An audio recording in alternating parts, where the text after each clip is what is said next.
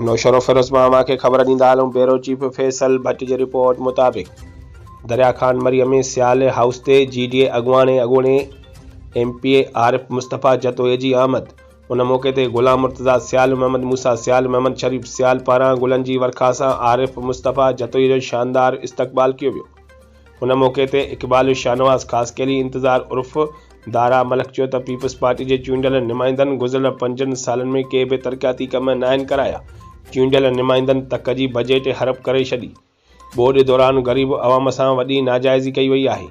आरिफ मुस्तफ़ा जतोई चयो त GDA board दौरान हितां जे अवाम सां दुख सुख में गॾु हुई ऐं वस आहर अवाम जी ख़िदमत कई। ईंदड़ इलेक्शन में GDA उम्मीदवार कामयाबी माणे अवाम जी ख़िदमत कंदा। थोड़ो मथे के पानी बिल्कुल तो भले हेडा नुकसान थी वने साईं जन आया न गुड़का कड़ रास्ता कोना रैली दे हां साईं खबर साईं आयो हो पर साईं की खबर ना है तो बलन जारी हो कम करना है। अजू ने आवाम का वोट उठंदो अजू आवाम वोट दी जगराना में शौर हुंदो गैरत हुंदी ते कीर दे इंसान जेको गैरतमंद इंसान हुंदो न त तो सारे इंशाल्लाह।